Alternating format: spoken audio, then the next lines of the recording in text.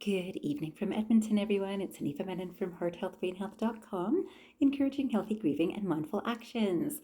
Today, I thought I would talk about how to free the mind. And of course, this is quite the central theme in spirituality training of all sorts, and certainly in religious training too, whether I think religious thinking or training or experience, it is about freeing the mind from unnecessary burdens or unease. And in our society, not only in Canada, but in Bali, as I saw, and I believe it's all around the world, because I did meet people from all around the world when I was in Bali. And I'm certainly meeting people from all around the world here too. And one of the things that I notice is a commonality everywhere is this busy mind. So we've become very busy minds. And I do know that even when I was starting off as a naturopathic doctor, I noticed this about people and I could have been equally guilty at the time. Today, I'm in a very different spot. And so this is why my passion for helping people understand how to ease the mind. And as you know, I work with grief recovery and brain retraining, and I certainly work with Vedic learning, which seems to be a baseline for learning for a lot of different traditions. And I suspect that when you listen to these videos, if you just have an open mind to listen, you'll recognize that I'm only sharing truth. And if you practice anything that I am sharing with you, you might notice some benefit from it. Then I hope you do. So I thought today I would start first with this quotation because we all know that many people are looking for a more peaceful mind. And this quotation is by Bhikkhu Bodhi, and it says, "The tool the Buddha holds out to free the mind from desire is understanding." To free the mind from desire. And as you know, lots of places talk about, oh, the mind gets so caught up in desire, and it desires, I want this, I want this. And then desire has its edge of attachment that I want this and I like it. Now I have to hold on to it, but I want more. And this is that whole idea of understanding. Until we understand how the mind functions, we're often just caught up in day-to-day experiences where we don't actually mindfully make our choices, and then we get caught up in what's called bondage. And I've made a couple of videos about that too. I was reflecting on this today and recognizing that, wow, it's really nice that when we're able to take a moment to actually reflect on why is something coming up as a desire. So a person might desire, I think most people are very familiar with, someone wants more money. So that can turn into a desire. And then that can turn into greed. And this is the thing, is a little more money. Okay, that's good. Person feels a little bit comfortable, but then they kind of want a little bit more, and then expenses go up, and we all know this, but it's about everything. So a person wants, actually, here in Canada, there's a few stores that actually sell larger quantities, and they're well known here, and they might be around the world too, and there's probably places like this all around the world, but where you could buy one thing, but if you buy 10, it's going to be a little bit less for each individual item. And if you're going to be going through that anyways, you might as well get that. And that's often the thinking for a lot of things. So I remember I used to do this with gardening, that, oh, you know what, I really like this flower, but oh, maybe I could put a few more in, so I get a few more flowers. And here I'm certainly looking at a lot of flowers, as I was in Bali too. And it's the season for gardening. And here it, of course, comes to my mind that how that was such an easy thing to fall into. And there's also this feeling of, are you content? And a lot of people would say, I'm content. I just needed to finish this, or I'll be content when I finish this. But if someone was to say that, are you content? So someone's going shopping anywhere for anything, and you ask them if they're content, and it's like, yeah, I'm very content. What if you don't get what you were going to get? And again, whatever the person is going to get, they could be off to get lunch, or it could be off to get, let's say, some new flowers for the garden. And the person says, yes, I'm definitely content. And if you try this for yourself or for someone else who's close to you, okay, so try not to get that thing that you've come out here today for. oftentimes people will feel very uncomfortable that I get what you mean. Like I've got enough flowers in my garden, but just this one. And once something is in our minds and our thoughts get hold of it, they really feel like just this one thing. And of course, when you go to the garden store, and you might do this at other stores or in other situations, and it'll be like, okay, just one more. But it's two for the price of less than one each. So I'll get two rather than just one, though I was only here for one. So things like that.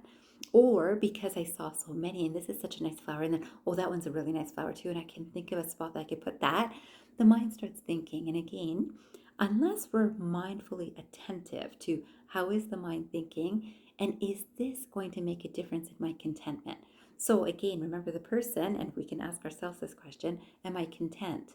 Is this mind content is different than am I content? Because am I would be asking is my most balanced energy, my wisdom, my divine energy content? And we would easily say yes. And anyone who does meditation regularly may recognize this, that yeah, as a soul, we're very content. It's actually, there's nothing needed for the soul. As the human mind or the body, people feel like, no, I just need this, or just today, or just tomorrow. And this is one of the things that when we have an understanding of this is how the mind works, we can actually look at the mind and say, wow, this isn't actually very content in this moment, though I'm definitely content. Now I've attached myself to this mind's thinking and think, well, I'll be content when whatever happens. So again, sometimes people do this about taking a trip. Sometimes people do this about any aspect. I'm visiting all my friends, but there's one more friend I got to visit. And I have done these things. So for you, anyone listening to this, take some time to reflect on, are you content? And then do your actions show that contentment too? So let's say you could even ask yourself, am I content with the amount of food I eat? And say, yes, I'm very content, feel very fortunate. There's lots of people who would not be able to have what I'm able to eat in a day. And I'm blessed to have this ability. Do you eat more than what you need? Because when you're content, you don't need more. It's literally, this is enough. This is all I need. And we can do this about anything that we choose to focus on and understand about ourselves. Taking that moment to reflect can actually help us prevent from a lot of not necessary purchases, and also an understanding of ourselves, which is the most important detail. So because I like to ask people things like this whole contentment was part of this reflection. And I recognize, this mind recognizes at least, that this contentment is when I am aligned with the soul, which I am. When this mind is aligned, when this body is aligned, I'm really content. When either one is not so aligned, even my intellect, if it's not so aligned, I have all the reasons of, and definitely I'm content, but I'm just enjoying life, and I have enough, but I want even more, and I'm just enjoying life, and that's what life is about. And I feel sorry for people who can't enjoy life like me. Enjoying life is one thing, but are you content without what you're calling enjoyment as something extra, which is not really needed? Is it content, or is it kind of that pride that I can do this, so I am? Is it a need? Has it turned into a need? And then when you say I'm content, but I don't have any needs, I'm just enjoying, see if you're really enjoying. Is it enjoying that I've got enough money to spend on this? And then come back to, am I content without it? And see if you are. It's a very useful exercise for us to do with ourselves, because we'll see that even though we might apply it to one area at one time, we'll apply the same thing to another area at a different time. And this does lead to greed, anger, frustration. So let's say I feel like I've got a good amount of something, I'm pretty content. But if I just have one more, I put a little bit more, a little more, a little bit more, that's the greed. But if I can't get it, so someone says, okay, how about if you just don't get it today? I'm a little bit frustrated of, I really wanted it, and I go, what if it's gone by the next time I go to that store? And we'll see that there's a little bit of frustration that can come from that.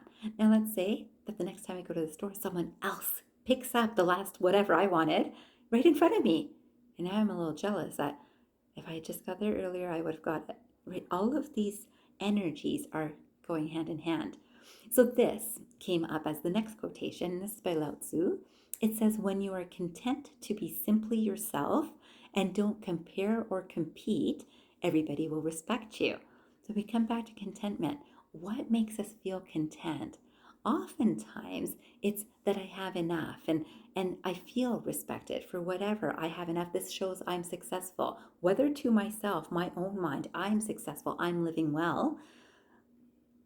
I only respect myself when I feel like I'm living well, when I've got this much of whatever. And you can ask yourself that question. Is it because I don't respect myself until I have this much? Whether it's finances, whether it's things, whether it's friendships, it doesn't matter. It's this content to be simply yourself is truly that alignment with that body, that mind, the intellect, the soul. And that is a very content space, which actually needs nothing. So that was the next quotation. Then I thought, wow, there's times that I've used this line myself, and it's such a lovely line. That this is the peace that passeth all understanding. You might have heard this line. So this peace that passeth all understanding is definitely something I feel in a meditation session, and sometimes just the meditation of looking at beauty around me, looking at the earth, being with good friends or family. Excuse me. That creates a peace. And it's a peace that can't be described. So it passeth all understanding. And then there's this quotation that came up that I think is so lovely, which really hit home for me today and has in the past too. So I thought I'd share it with you. It says, this is by Helen Keller, and she says, I do not want the peace that passeth understanding. I want the understanding which bringeth peace. I love that. I would. And again, it's not the first time I'm reading this quotation. I just find it so meaningful, that understanding, so that I can be understanding to another who might be in that space if I really want this, because I can understand that they believe that will bring them greater satisfaction for whatever reason. Either I've pleased another person because I've been able to buy them something, or I've pleased myself because I've been able to buy myself something, or I've got this many friends and I can show how many friends I have. When we see this on Facebook or LinkedIn or any social media, it gives that peace that, okay, so people like me. That might be it. So that can bring a peace. Meditation can bring a peace. And then there's an understanding, which also brings a lot of peace. And it's that understanding is for ourselves as well as understanding others. And this brings me back to the idea of Shakti power, which is their inherent soul wisdom. And I've done a whole series of videos on Shakti, but I thought today I would finish this video with this quotation, a beautiful quotation. I'll say it's almost like a prayer, and it's by B.K. Shivani, which she has some beautiful quotations, so I thought I'd share this one because I think it really matches here. If you haven't seen my Shakti Power series, please take a look at it and see if you can utilize any of those tools to build up your own inherent powers, because most of us have been trained very well to work with our minds and build up the powers that we can with our minds. So if I work more hours, I can make more money. If I speak to the right people, I can have more friendships, whichever. In those sorts of ways, we've been trained by the mind. Shakti energy is something that's more internal, and it also grows from our attention to it. So this is the prayer I'd like to leave you with. This prayer says, I withdraw from the energy of situations. I detach from my old patterns of reacting. I silence my mind, connect to my divinity. I come back to the scene with my purity, power, and peace. I use my power to withdraw, to overcome the evil of control and criticism. I am Shakti. And this is the whole reason to build our Shakti powers. So our Shakti powers include purity, power, and peace. It's all inherent within us. And that energy radiates to help our own body, mind, and soul heal, as well as heal the people closest to us. So those that we think about, those that we speak with, those that we interact with, we bring that same energy to them because that is the energy of inherent soul power. It wishes well for not just itself, but for everyone. And this is Shakti. This is something I would love for you to focus on and see how content you can be with understanding your own Shakti power. And you know I'm here to help, so reach out to me if you'd like to make an appointment. Until then, I hope you practice this and reflect on these quotations and really see if you can let go of something and be content. And not from a pride too. That's, I could let go of that. I'll just get it next week. Whichever way you do it. Really reflect on your own mind's thinking. This is a power in itself. I wish you a fabulous day ahead, and I hope you remember, transform your mind and transform your life, everyone. Have a great night, everyone.